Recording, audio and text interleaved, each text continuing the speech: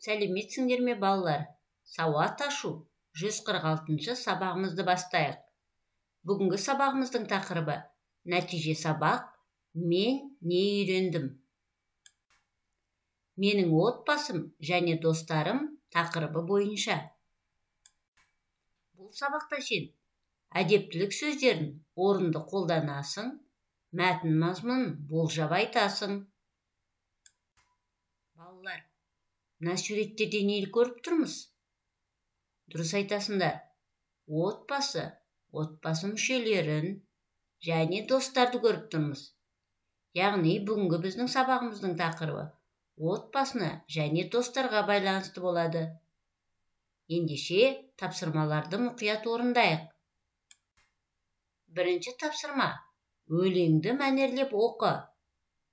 Атам менің әрқашан кіші пейіл бол деген. Ақыл сөзі санамда мақтанбауды жөн көрем. Атам менің әрқашан мейірімді бол деген.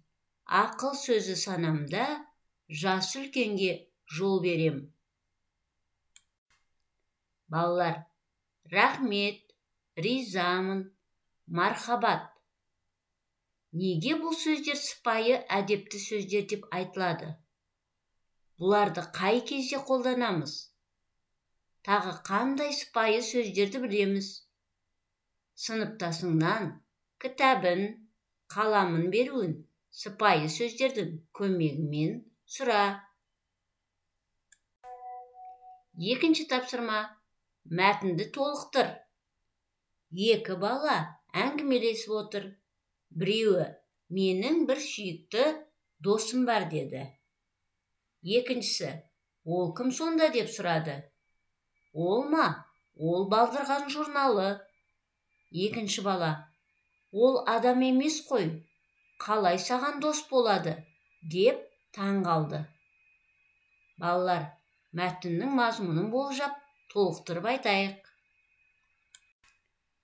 Дәптермен жұмыс. Жұмыс дәптеріміздің 44-ші бетіндегі тапсырманы орындаймыз. Отан отбасынан басталады. Жас дос өз отбасың жайында жаз. Яғни өз отбасың жайында әңгіме құрастырып жаз. Жарайсың, іске сәт.